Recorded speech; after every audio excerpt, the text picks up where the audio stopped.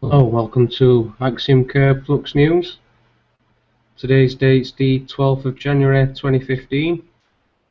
We're going to start off with Bok from Canada. Hello Bok, how you doing? Hey guys, doing pretty good. To cover a bit of news here. First article today is it's about the Syrian refugees who have flooded into Lebanon's camps, and the title just struck me because it says "No wood and no bread." And we talk amongst ourselves quite often about being prepared for certain things, and as you can see, these two are water, of course, is very important, and then right after water. These are going to be some major concerns with, if you don't have wood in a cold area, especially, um, you can't cook, you can't stay warm, you can't do anything, no bread. Um, let's just quickly look at this article here. I just wanted to bring out that, these guys, you get trapped in a situation like that, and, that's what, and you can see here, they've got these makeshift tents, it's freezing cold. Here's the article. A snowstorm in the Middle East is adding to the misery of 3 million refugees who have fled to the conflict Syria. The BBC's Paul Wood visited one makeshift camp in Lebanon, Bekaa Valley. The snow was falling thick and fast. The mountains on the border with Syria were wreathed in freezing mist and barely visible. Refugees were desperately sweeping snow off their tent roofs to stop them from collapsing. There's no wood, no bread. It's hopeless, said Omar al-Mohammed. He complained bitterly that the refugees had seen their food rations cut by the UN is desperately overstretched. The children are hungry, he added. We call upon the outside world to help us.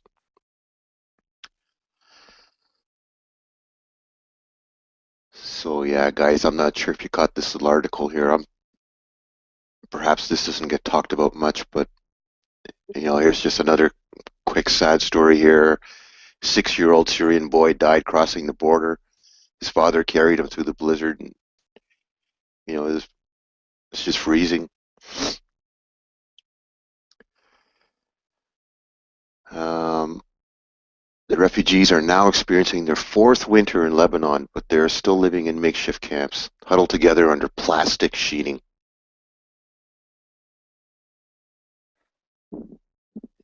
UN Refugee Agency has provided emergency winter aid of one kind or another to some 660,000 people in Lebanon. Despite our best efforts, the situation in Lebanon remains precarious, said resident representative. No one believes this will be the refugees' last winter under canvas. Here's a bit of a map here of the area.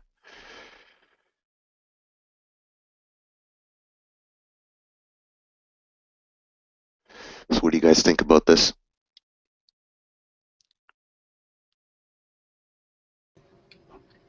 Yeah, Wow, 3.2 million refugees. You sort of don't actually realise, it never really dawns on you the scale, not just on the amount of people that are suffering under these conditions, but the throughout the other lands where it's stretching. Right. I mean, this is you would think that in today, I mean, they're expert strategy people involved, like war, any kind of a war scenario. It's not an easy thing, and there are a lot of time and thought goes into these things. You think that they would have a kind of a plan of execution for let's our one part of their main goal should be is setting up safe routes for refugees because in every scenario they've gone through the same problem.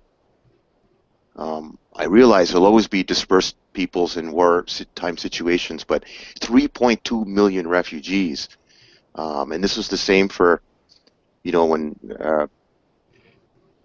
all the other wars like Iraq or the Afghanistan, like all the refugees, they always become a burden on their neighboring countries, and they know this well ahead. I mean, they probably knew that these people had no choice. But I mean, you look at where they are. There's an ocean on this side. They can't go into Turkey. You know, they knew exactly where they were going to go, and despite that, you know, you've got 3.2 million refugees there living in plastic tents. Um, Yeah. Oh, now maybe you guys can correct me if I'm wrong. When exactly did these refugees start leaving Syria? Or when can we say did these Syrian people become refugees? When did this all start to happen? Would it have something to do with the uh, Syrian Free Army, supposedly good terrorists turned by Western governments and backed by them? Or yeah, should we say, I'd say that all these are definitely a cause of that, Andy. yeah. Well, it's ironic, isn't it? Because, well, in a way, not too long ago, I think the foreign minister or whatever he was, William Hague, for the present government in UK government, was urging the government to arm these people that caused this so-called refugees to flee Hey, their safety, and that goes for other Western countries. So I'm just putting a question out there. Would we have these refugees if So, this so happened? apparently it was easier for them to provide them with arms instead of wood and bread. Yeah. Well, it seems a crazy thing, doesn't it? And uh, you know, it's just You have to realize what these guys have gone through. I know it's hard to imagine, but also once you've gone through that, you're not really going to have any sort of structure with the community as such, really, are you? You know, things aren't really going to be organised as well, and you're going to start to people. see eventually that Oh these yeah. things, Well, your community is all torn apart for sure, PJ. even if they were wooden bread, they're still going to have difficulty. Absolutely, absolutely. But I mean, it's a bare necessity. Even if we just want to follow NATO, you know, it's adequate food, water, and shelter, and warm clothing in this cold environment. Yeah. I think it's a bit hypocritical for the United Nations to be, um, supposedly helping these refugees, obviously inadequately, yet they didn't stand in the way of any of this. I don't know, was there any UN resolutions to say, oh look, Assad can't do this, or the Free Syrian Army can't do this, or and the West can't back the Free Syrian. Was there any resolutions passed here by the United Nations to prevent such a catastrophe happening? Not to mention the 400,000 that have died. I mean, it must be said, um, you know. I think there's another reason here that actually just occurred to me is that, looking at this map, these are your troubled areas here, and they're all flushing into Lebanon. Like I said earlier, they're not moving east into Syria. I guess it's too close to the hostile, Iraq, and there's nothing in Syria for them because, I mean, I don't want to say this without not knowing for sure. I'm taking a guess. Maybe a lot of these refugees are Christians, and they're trying to escape because Lebanon has a Christian population, and like I said earlier, like they don't go into Turkey. Like, what's Turkey's role in this? Like, they should be extending their, arms and Well, Wasn't there they're some human arms, not not firing wasn't there arms. some difficulty? Wasn't that the case? And then some situation came about where Turkey decided not to let people come in. Oh, wasn't that convenient? The same way they never allowed any Kurds or I don't know. There was a story into that quite a while ago. Yeah. Yeah. I just wondered what the legality side to this whole thing was, if there was Yeah. any legalities involved with, See, with because at first I thought, are they all being kind of flushed and pushed into Lebanon, yeah. or are they going there by choice? And my thinking is that they're going there by choice because of probably religious persecution reasons. Hmm. Also, it's close to the sea. Yeah. Well, one thing for sure, there is a lack of information about what's really going on. Well, there seems to be a lack of information of Yeah. what's really going on. We've got Syrian Free Army on one side, Assad's army on the other, or whatever it is, and basically just one not pointing the finger of guilt at one and one pointing the finger of guilt back. There seems to be a lack of of of real information what's going on the ground at late anyway. Lately, it's just like if it's been forgotten, and these poor people are 3.2 million, whatever, are living like this or trying to survive, and there need to be some backsides kicked under tables to get this sorted out or something, because it's atrocious, isn't it, really? Oh, okay. Perhaps this chart is indicating that 3 million refugees went to Lebanon. Oh, sorry. Here we go. 3.2 million in total. Approximately 1 million went to Lebanon, 1 million to Turkey. Okay, so they are dispersed. That's what I wanted to see. They're not just all pouring into one particular, but this particular area has the worst conditions at the moment.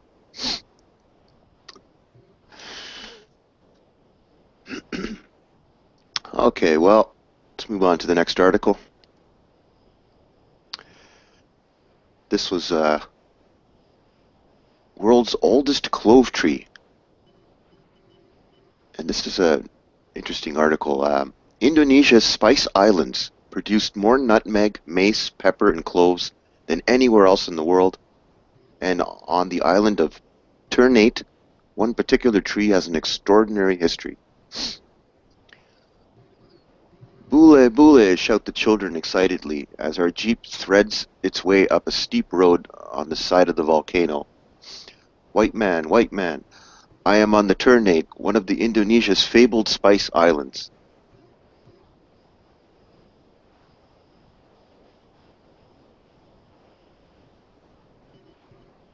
Yes, here they had some sort of it had erupted only a month earlier, sending a tongue of molten lava pouring down the mountain into the sea.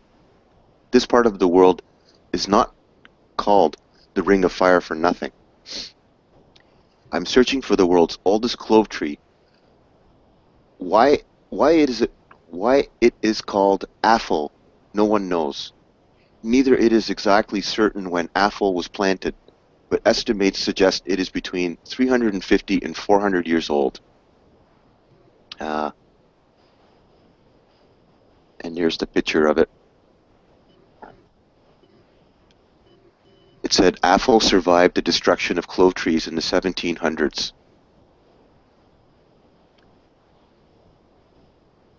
We are at nearly 1,800 meters, which is 6,000 feet above sea level. Below us, through the foliage, I can just make out the sea, and beyond it, the island of Tidore.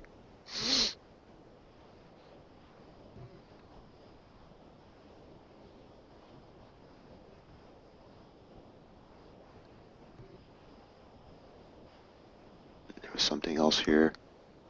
Um, Here we go. All clove trees not controlled by the VOC were uprooted and burned. Anyone caught growing, stealing, or possessing clove plants without authorization faced the death penalty. Wow.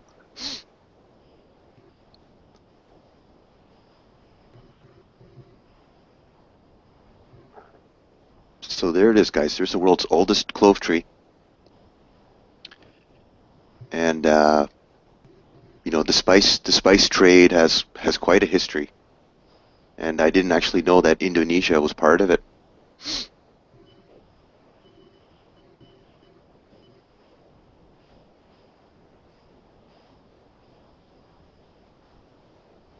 Let's see, okay, here. For millennia, Ternate and the neighboring island of Tidore were the world's only source of these fragrant twig-like herbs that love to hide at the back of our kitchen cupboards.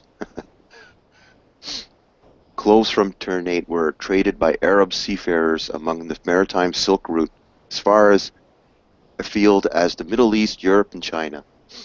A Han Dynasty ruler from the 3rd century BC insisted that anyone addressing him chew cloves to sweeten their breath. Their origin was a fiercely guarded secret until the Portuguese and Spanish burst into the Java Sea, 16th century. Yeah, so there's a little history and some interesting facts about the clove tree, guys. And what actually led me to this article is, like, you know, the world's oldest clove tree. That's always interesting to see stuff like that. Yeah, the ancient Tic Tacs. Interesting. Right. Interesting part with, you know, the Han Dynasty. I didn't know that, PJ. What were cloves actually used in the original Tic Tacs, perhaps? I'm not sure. Wouldn't be surprised. You never know. I bet one of the earliest experience with cloves, well, is when I was a teenager and first started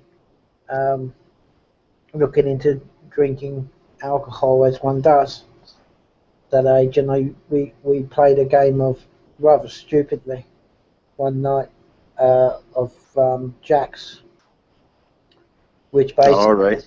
yeah, which basically, you know, one person names it and one buys it and the other one downs it in one, and the last person standing at the end of the evening wins the game, which is not a very intelligent game to play. And before I passed out, I remember drinking a big glass full of Woods rum and cloves. I know it's not a very good thing to sort of go over your article about Bach, but you know, it just brought those memories back. But of course, I didn't I didn't win the competition anyway. But silly game to play. But yeah, very interesting. That tree was it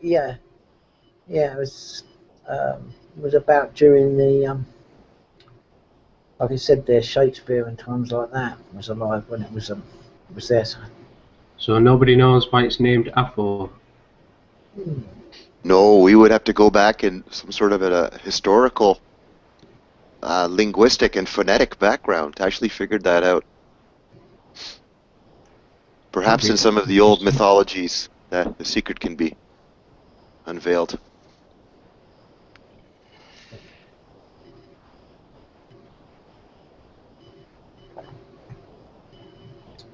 Yeah, okay, so this is another good one here. Ancient marine reptile found in Scotland. New Ichthyosaur, it's the only way I can pronounce that, is the first uniquely Scottish marine reptile ever discovered and studied. That's what it looks like. Kind of looks like a garpike with a sharkish body. It's got a fin up there and everything.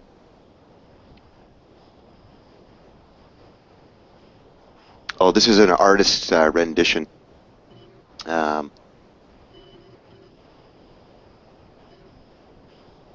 this was a dolphin-like sea-going reptile called Ichthyosaur that lived about 170 million years ago and was about 4.3 meters long. A fossil of the creature was found on Scotland's Isle of Skye.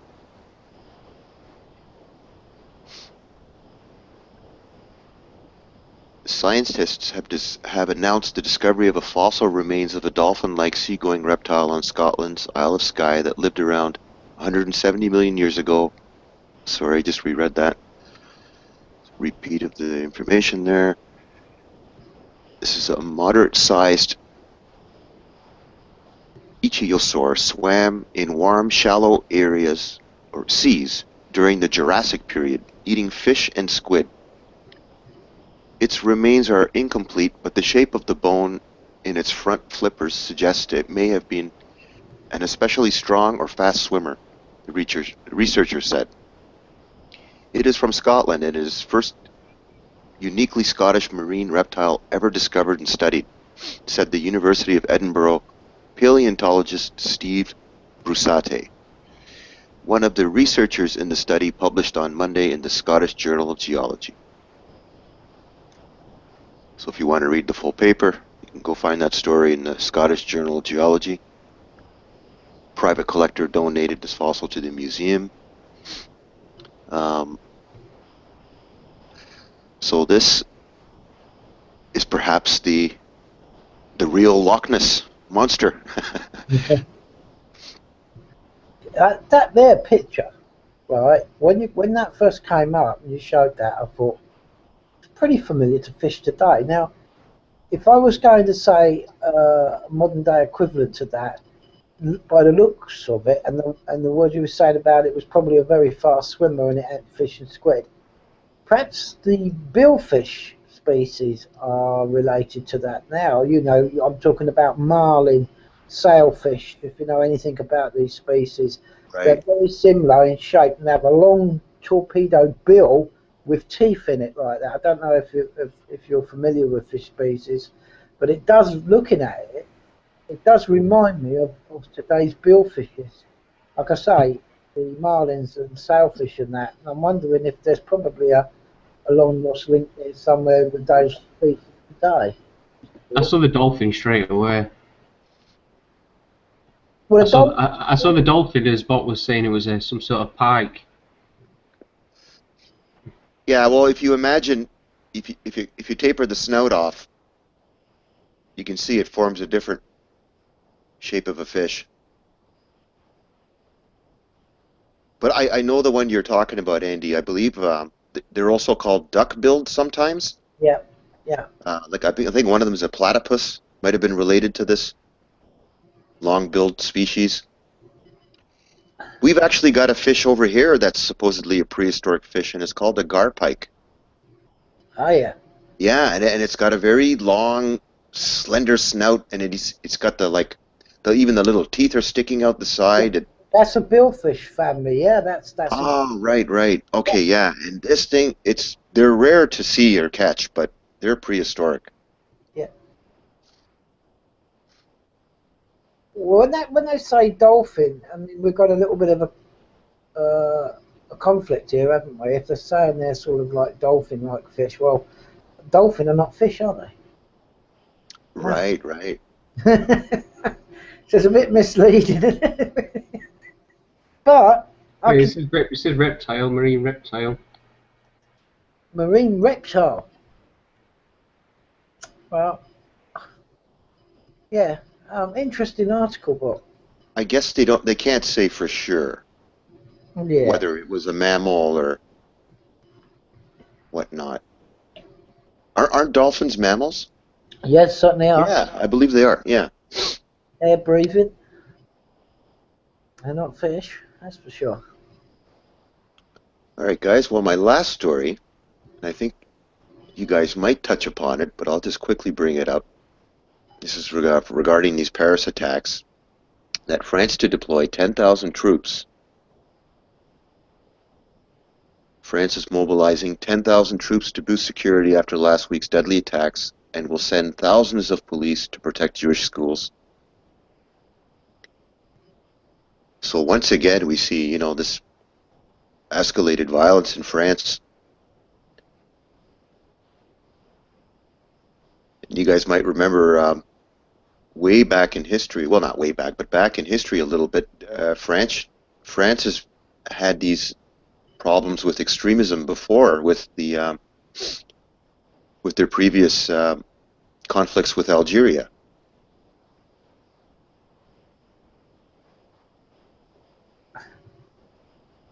Yeah, isn't this very much like you're talking sort of from sort of British colonial or imperial days, where France was very similar, but in Africa with their Foreign Legion, and when they were in charge of a lot more countries in Africa than they are today.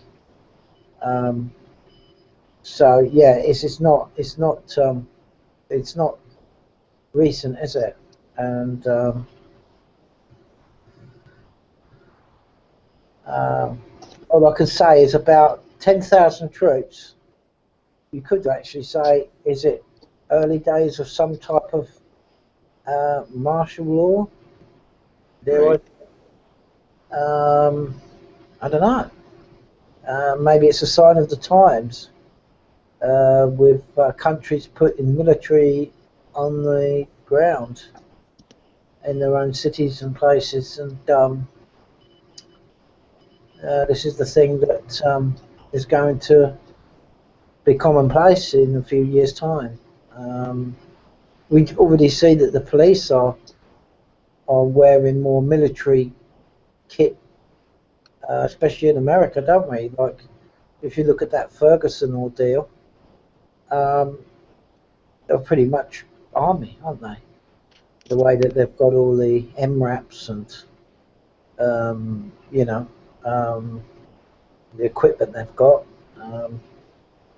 So, you know, this is probably going to be a common occurrence in years to come in most cities throughout the world, I guess, Brock. I don't know. Yeah. Well, you know what caught me to even mention this article today is because this comes up over and over, and it says that these guys were on UK and US terror watch lists, and they had been previously convicted for plotting.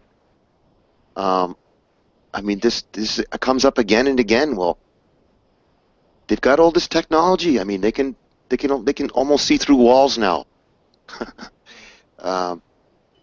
Well, I think This is incredible that they're able to carry out these things, and meanwhile they're on the list.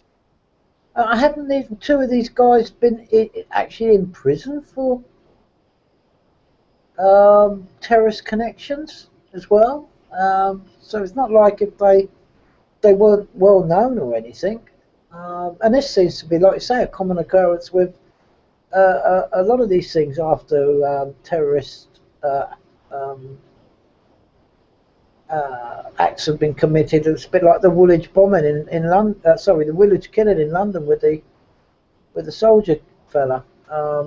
It turned out the two guys that was involved in that was well known to the so-called Secret Service.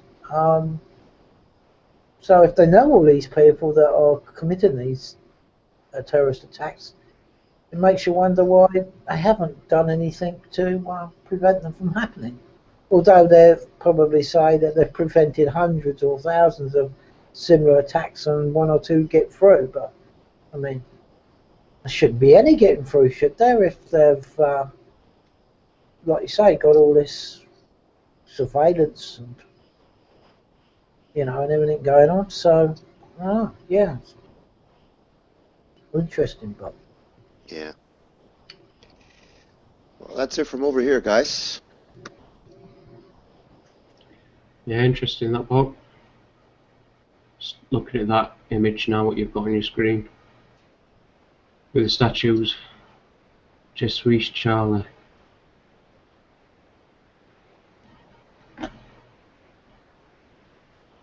Okay.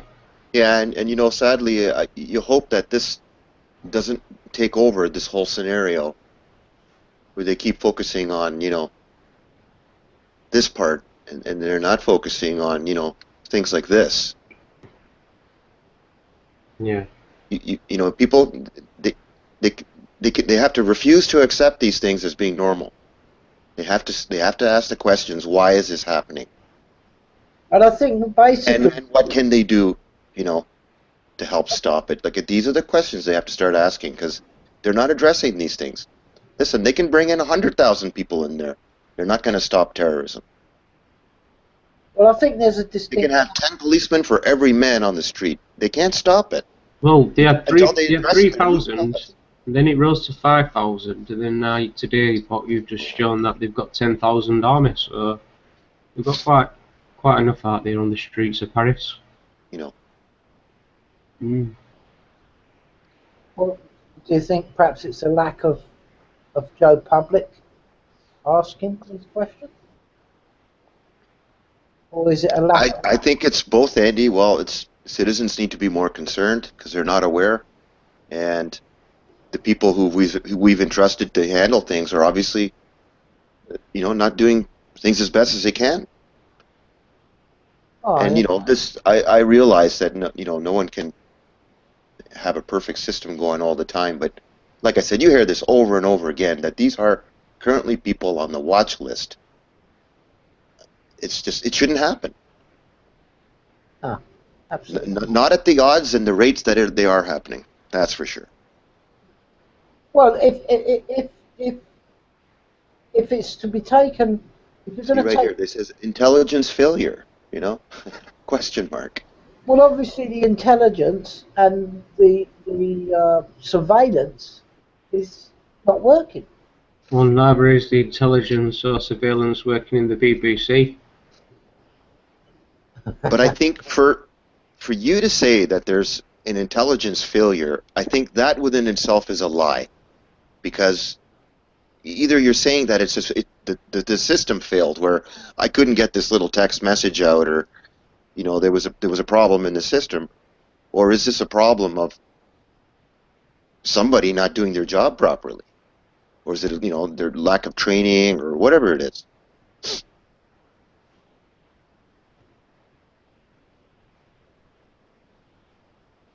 Mm. It does pose a big question. Yeah, why doesn't it work then? If it's it just seems to me like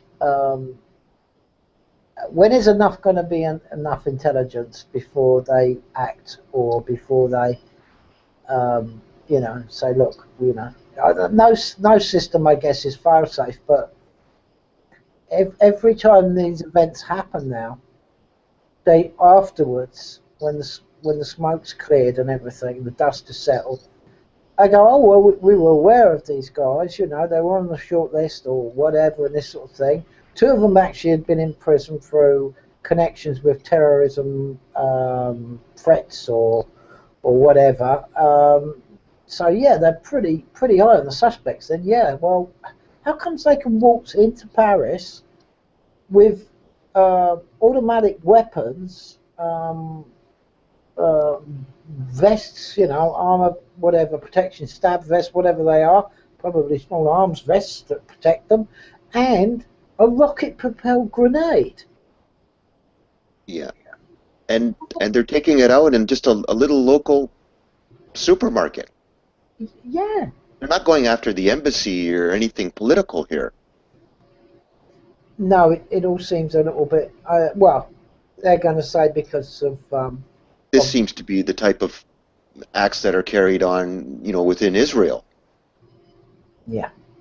You see the bombs going off in their little markets and stuff, and now this has just happened in Paris. Well, I guess we'll have to wait and see. Yeah, that's it for me, guys. Okay. Can I start?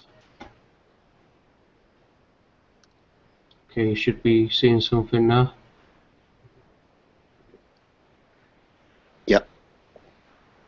Okay, today is 5 years after Haiti's devastating earthquake. On January the 10th of this year, in Port-au-Prince, Haiti, a young lady looks out from behind a cloth that serves as the front door to her home made out of tin and tarps that her family built over the land where their home once stood before a magnitude 7.0 earthquake struck just before 5 p.m. on January the 12th, 2010.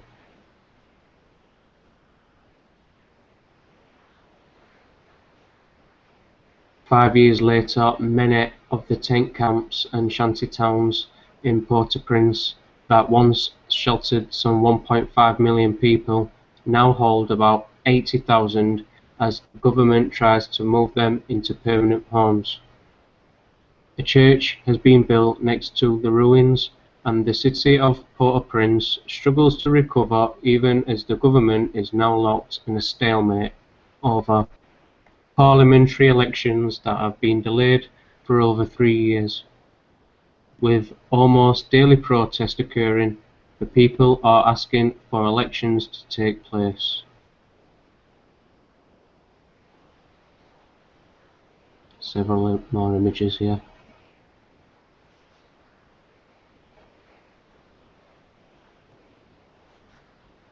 Don't know if you'd like to have a comment while I'm showing you these images.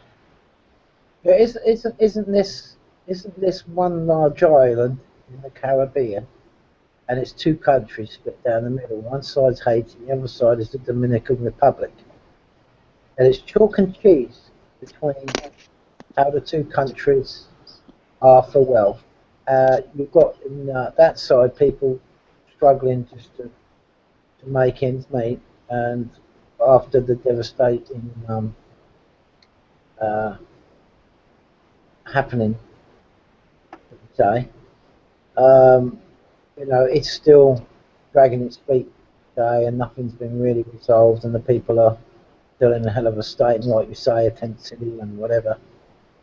And yet, on the other side of the island, which is the Dominican Republic, you've got Western Europeans, Americans, and that all spending on lovely, beautiful holiday apartments and swimming in the sun, and like if it's a utopian holiday paradise.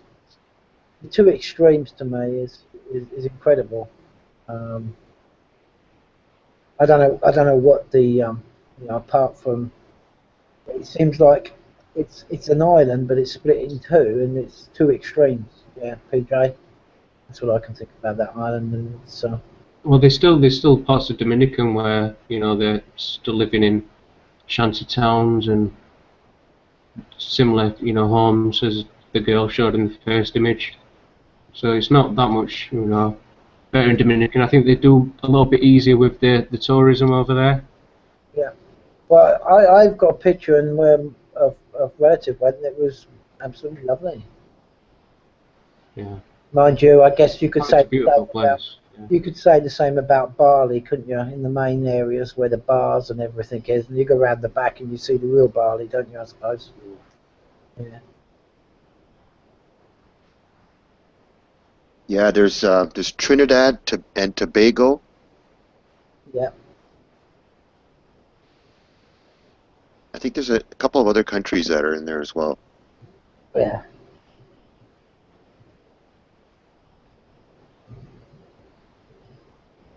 Bit of architecture there.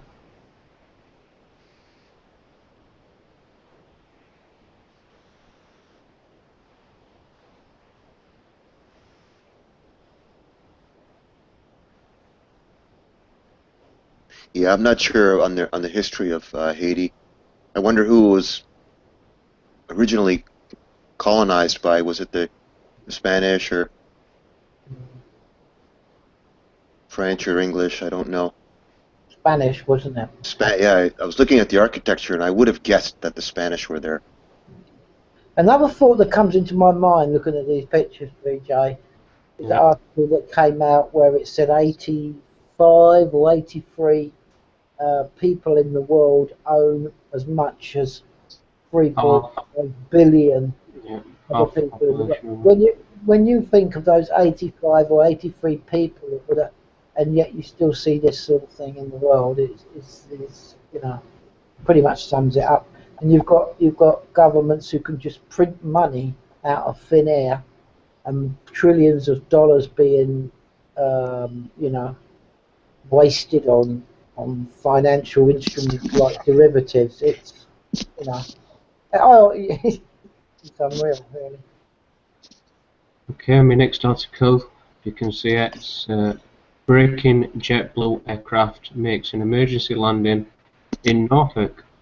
This is obviously not the Norfolk of UK, I don't think.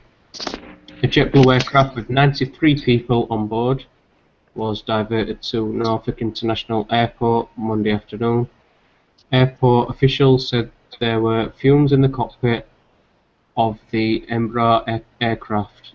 Flight 1534 from Tampa, Florida to Hartford, Connecticut, landed around 4:30 p.m. Emergency vehicles responded to the tarmac. No injuries were reported. Stay with 13newsnow.com for the latest information on that developing story. Is the source where I got this from, so this is fairly recent stuff today.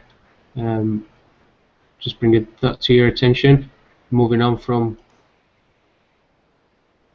that is the latest happenings on the AirAsia crash. AirAsia flight black box found as aviation experts look to piece together plane's final moments.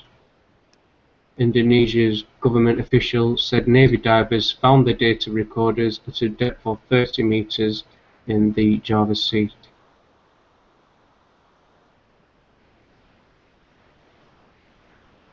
The huge breakthrough comes exactly 2 weeks after flight QZ8501 disappeared from radar with 162 people on board. So now they've managed to get the black box. I think they made so many attempts initially to try and bring it up, but it failed. So there was talking about attaching some balloons to float it to the surface. The black box will contain crucial data as to how and why the plane crashed, and I believe the story is now, or the theory on what has been put forth is changing yet again.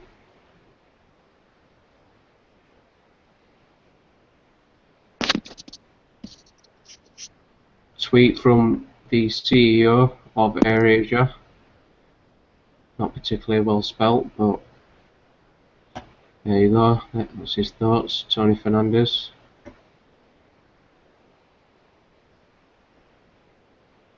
Some of the wreckage is recovered as operations take place.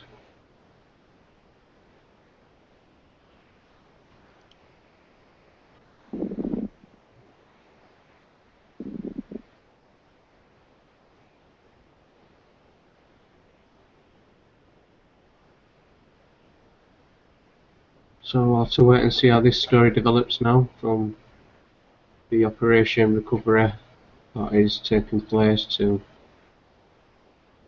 look into this and bring us some, some relevant answers to what actually happened.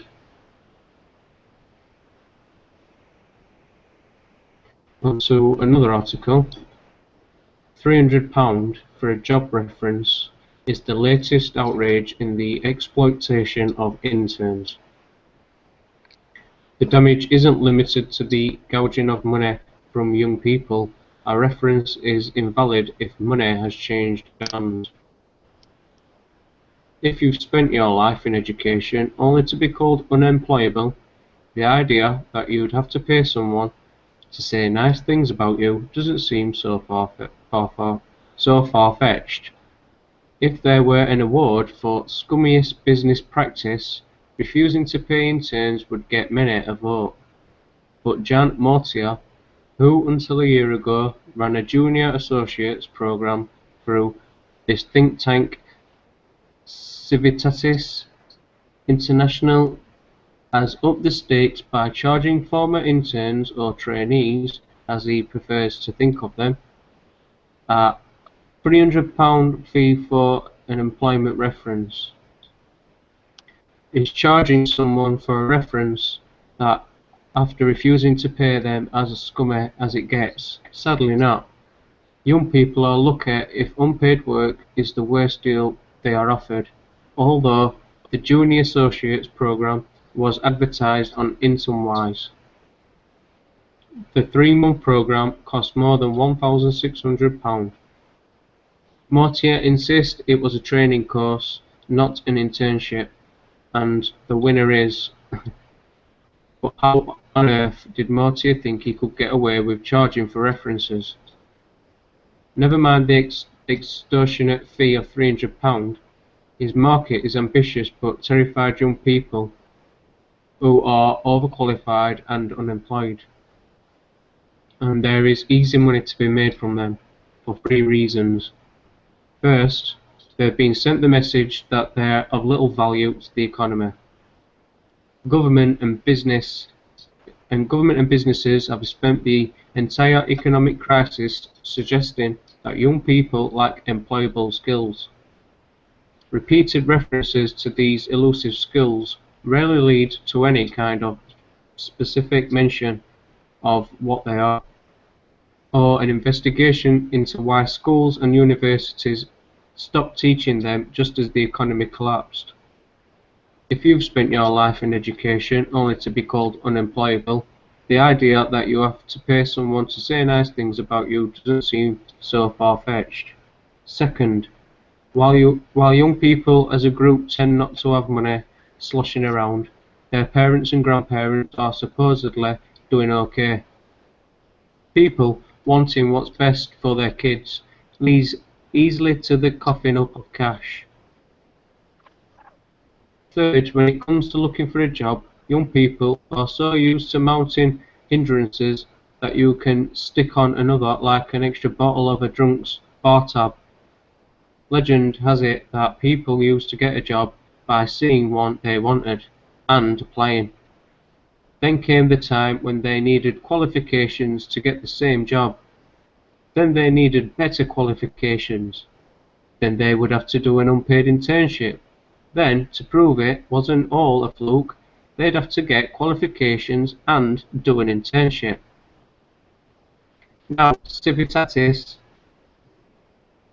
would have you believe that if you attend its summer school, you will gain the advantage over others for internship. So, £300 for a reference, stick it on the bill. But the damage caused by charging for references isn't limited to the spineless gouging of money from naive young people to trying to get their first job. A reference is immediately invalid once money changes hands. The value of a reference lies in the assumption that it's an honest comment on a person's job performance or character. The price tag Mortier has attached isn't, as he claims, a fair administrative fee. It's enough to make a pocket bulge, and certainly enough to be considered a bribe. No one pays £300 to be damned with faint praise. Anyone reading a reference signed by Mortier knows he's been paid hundreds for whatever he's written, so it will ring hollow. Getting a job with worthless education and months-long application processes is already hard enough. If this idea catches on, references as a measure of potential candidate will be as devalued as our degrees. I'll bring that to your attention. And my final article, before I pass it on to Andy, is a man awarded £13,000 compensation for wrongful arrest, and then after cops rearrest him and take his cash. Kevin Duffy was given the cash for a wrongful arrest but had it confiscated after banking the cheque. Quickly going to this. A man who won £13,000 compensation from police was arrested and had his cash seized minutes after he collected part of the payment. Ken Duffy, 24, from Liverpool, won the money after being locked up for breaching bail conditions, even though the charges had already been dropped. Police admitted false imprisonment and assault. Mr. Duffy says they stripped him naked and made an out-of-court settlement. But just after Mr. Duffy cashed the first payment of £3,000, cops stopped the car he was in, arrested him, and held it onto the money for almost a month. He said, "I left the bank at around midday. 10 minutes later they arrested me. I was in a car with a friend. They said they were pulling it over for a vehicle check. and everything was fine. More officers came. They said they were searching for the car for cannabis because they could smell it inside the car. Mr. Duffy was arrested and locked up for 6 hours before being released. When he asked for the cash, he was told it was at a different police station. He said, "I didn't get it back until a month later, and in the meantime I had to borrow money and pay interest. I'm not an angel, but I know 2 wrongs don't make a right." Mr. Duffy's solicitor, Ian Gold, said the current policy seems to be that repeated harassment of innocent citizens is not only acceptable, but encouraged. Mr. Duffy is one of many such clients throughout England and Wales, from whom I have successfully recovered compensation. It is time for a root and branch review of police training to establish why this keeps happening. As taxpayers, we simply cannot afford it. The original incident took place in early 2013. Mr. Duffy faced a charge of possession with intent to supply controlled drugs, which he denied, and was given strict bail conditions, including an electronically monitored curfew. His solicitors told him the case had been dropped, and the bail condition cancelled with immediate effect. But the next day, he alleges police forced their way into his mum's home, who Mr. Duffy cares for part-time, and wrongly arrested him. He alleged 3 officers removed his top, trousers and socks to make him wear a smock, but by doing so, stripped him naked in a cell because he was not wearing underpants, which he described as a humiliating and degrading experience. He was finally released at around 1:15 AM after police established he was no longer subject to any bail conditions, as inquiries are currently being made in relation to his complaint. It would be inappropriate to comment any further, said a spokesman for Merseyside Police.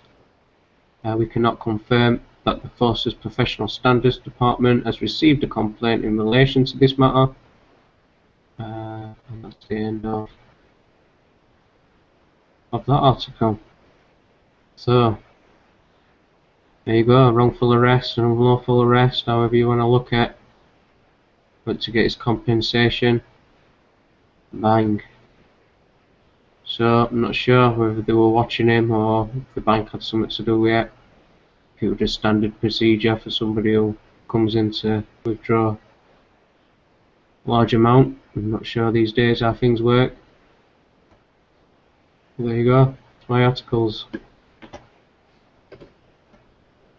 Wrongful arrest. Wrongful arrest. Not unlawful or illegal. Wrongful. Oh, I'm very sorry. I'm very sorry about that. I made a wrong arrest. When I first saw that picture, I thought he got paid in gold. No, that's one thing that you can't get paid in anymore.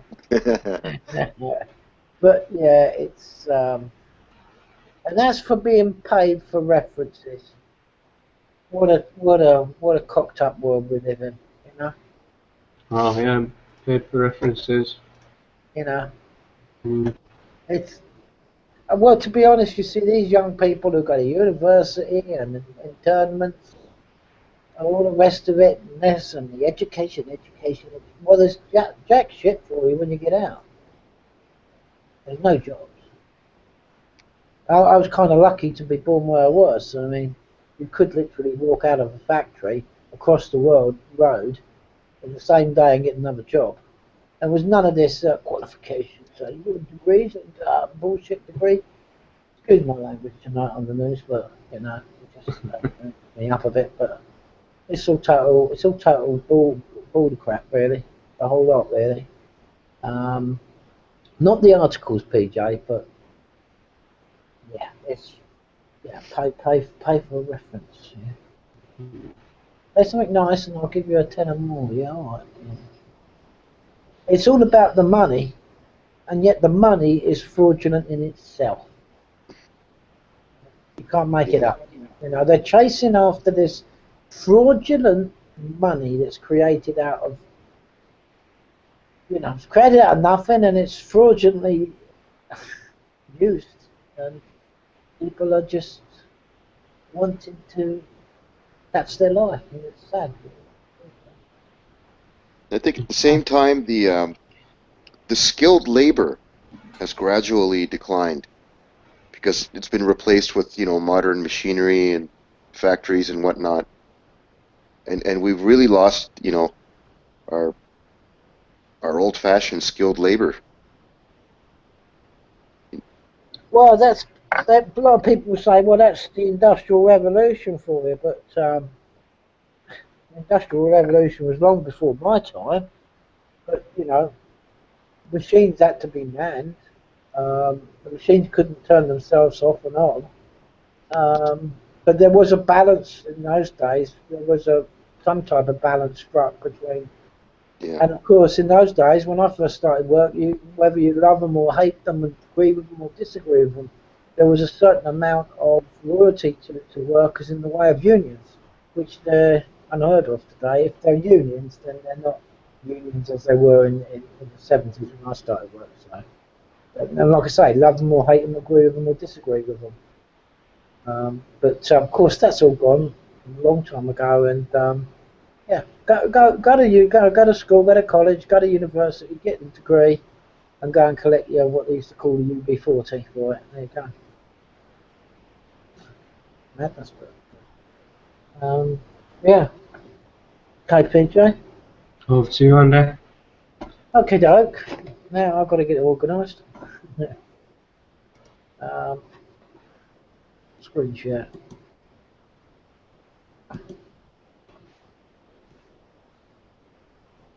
Okay, hopefully they're up. Let's have a look. I'll start off with this one. I might rearrange these around in order. There we go. This is about the unfolding situation that's going to occur in Greece, which I think is well and truly bankrupt, like most Western countries today. But anyway, is there a bank run happening in Greece? The Greek finance minister Georgios Hardouvelis said in a statement that there was a small chance of a bank run, but did not rule out the possibility altogether. However, the anti-media reports financial investors Mike Shedlock pointed out in a recent column that there has been an incredible surge of withdrawals from Greek banks in recent months. In November, there was roughly 220 million withdrawals from the Greek banks, but in December that number jumped all the way up to 3 billion euros. Greeks are depositing much less money in the banks as well. Deposits in Greek banks have dropped by 37% since 2010. Investment experts are warning Greeks to take their assets out before there is a run on the banks. However, politicians are urging the public to remain calm. Well, if you're not aware, there's an election on the 28th of this month, and there's a party called Syriza. I mentioned this a week or so ago on the Flux News, that they've got every chance of getting in, which means overthrowing the government that they've got now. I think they cut a cheek to call it New Democracy or something. And the Syriza are going to not take the bailouts, and they're not going to pay back the money. Basically, they're going to tell the EU to get stuffed, and they're not going to take any more bailouts or transfers of money or whatever it is, whatever they call it. So basically, with that, any money from the Greek Silver Spoon Brigade, because it's not the Joe Public Greek, because they ain't got no money anyway, are removing their assets from the Greek system, banks system, whatever.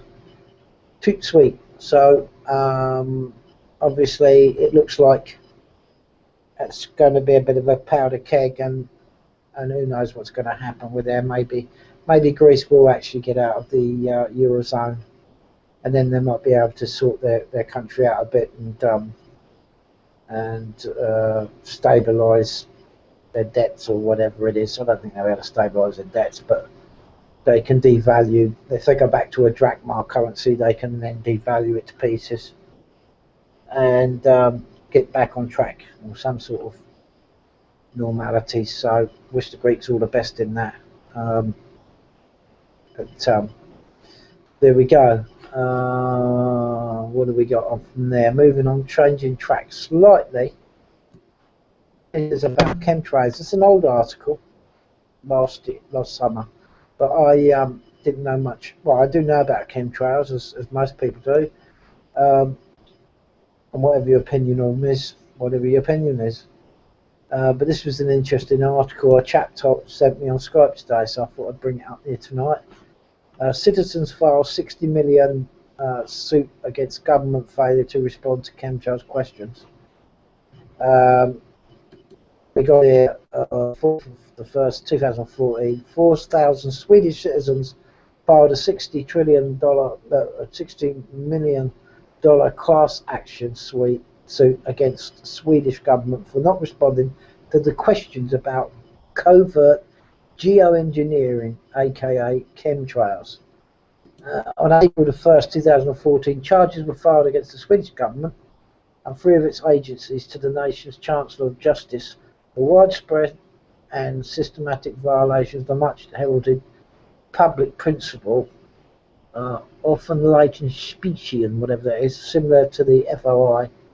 The violations occurred when the government failed to respond to over 4,000 citizens' requests for information related to the ubiquitous spraying of aerosols over the country from aircrafts, aka chemtrailing, that has been going on for several years. The article continues, but we won't go there but this little bit here is interesting, and if anybody wants any, if they're not sure about what's the difference between chemtrails and contrails, as it says here, scientific observation revealed jets are spraying aerosols, not chemtrails. If you look at these pictures here, it says circles in frames A, B and D show aerosol emissions that cannot possibly meet the USEF or NASA definitions of contrails due to the absence of a transparent vapor gap between the hot engine exhaust and the visible ice crystal formations. Okay. The arrows in frame B and C,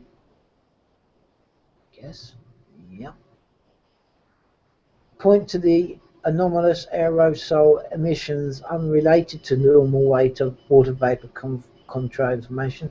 These aerosols appear to be released from the fuselage of the aircraft. All frames excerpted from videos of Doodah, whatever it is there, chemtrails planet. So basically, you know, sorry, in the first one, A, B and D, you can clearly see that the aerosols are being sprayed directly from the back of the wings here from jets, because the actual aerosol trail goes right the way up to the plane.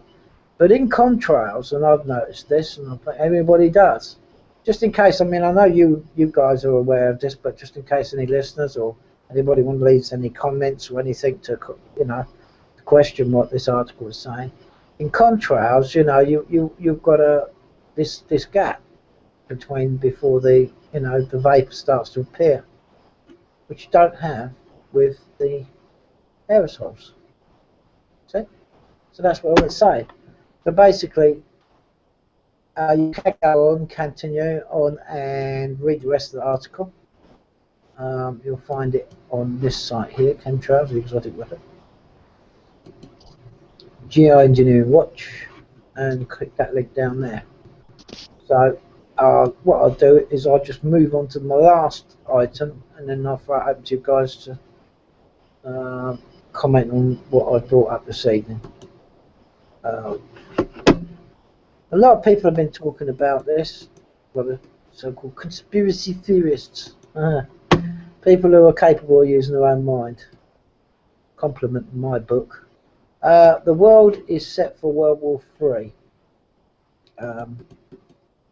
As the world seems to be heading towards a World War III scenario, Dave Hodges of InvestmentWatchdog.com lists the 5 steps to Armageddon. Number 1 is imperialism in the pursuit of natural resources. The Great Silk Road will cement a burgeoning trading empire which connects China with Europe and incorporates much of Eurasia. This would also contribute to Putin's desire to resurrect the former Soviet empire. The West is totally cut out of this trade arrangement. That's number 1. Oh, sorry, I haven't finished. China has also extended its imperialistic desires into the Panama Canal area as well as another canal option in the region. This is a direct economic threat being perpetrated in America's own backyard. No discussion about imperialism on a global scale would be complete without mention of the BRICS, which are working in unison to destroy the petrodollar. Not only have the BRICS been successful in putting a dent into the dollar, the collective actions of these nations are gathering and following, and the world appears poised to ditch the dollar, and that will mark the end of the American economy. I cannot think of a more provocative economic act of imperialism. Okay. Number 2, militarism and the arms race. China and Russia have placed a special emphasis on building its military. Although the US is provocative in its military maneuvers with regard to Syria and Ukraine, Obama is doing his best to return the size of the American military to the pre-World War II levels.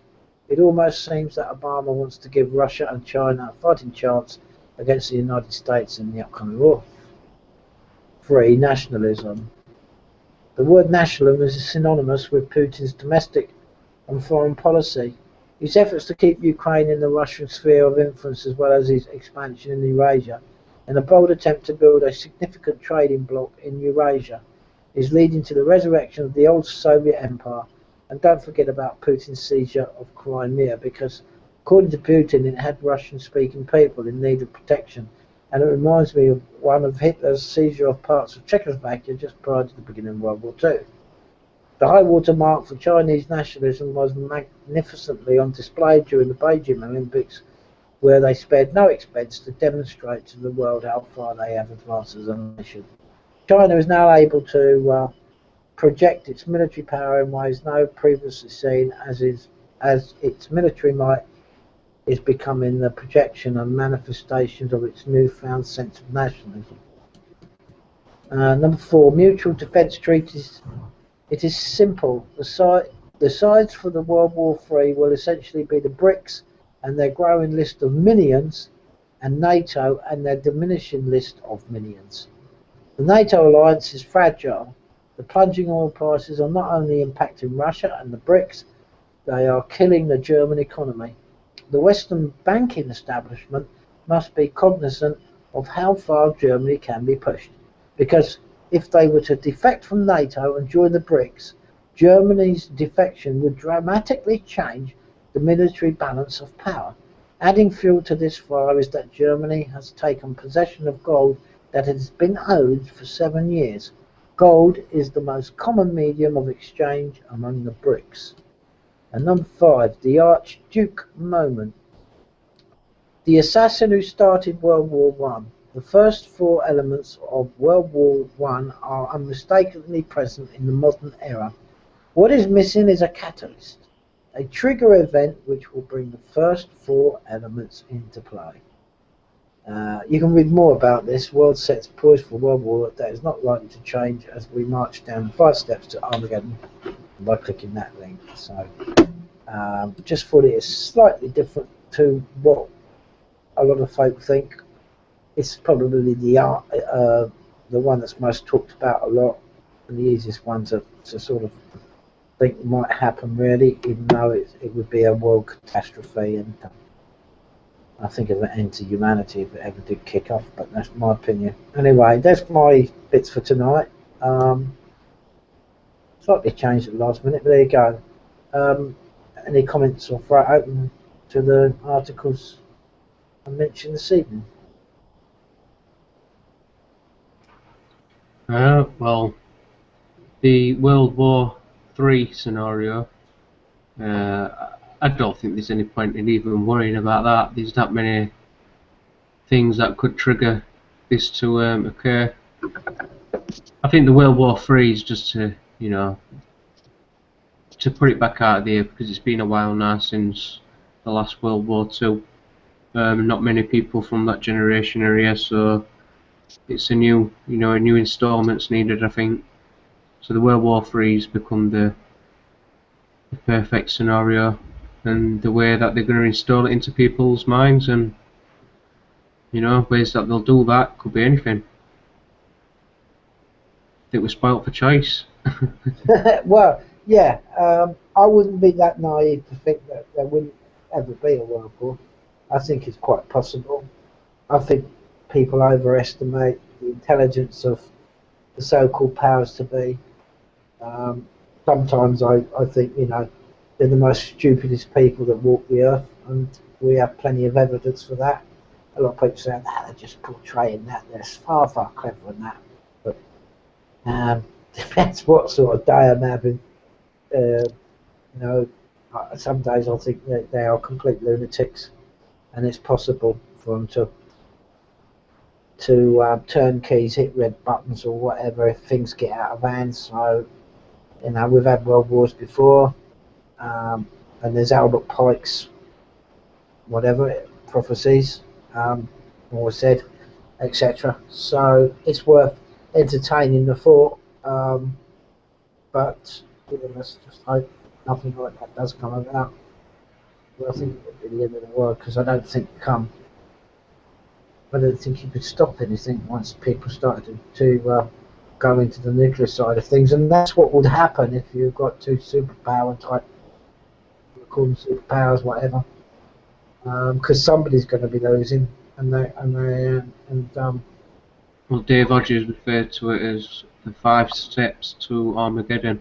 yeah. So these are one thing, like a domino event of things. Yes, of course, yeah, definitely. Anyway, interesting time, 2015. Interesting times. That's all you can say. Yeah. Yeah, that's all I've got to say, Andy, on that one. Okay, mate.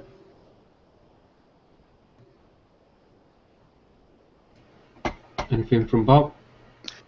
Yeah, I was just thinking to myself, it's interesting that are some of these people working in conjunction, or, if they do have a fallout amongst these, powers that be, that I guess it would take something of that nature for them to actually go back to a world war type, situation. Well, I'd like to. I think. Would you say it's uncomprehendable?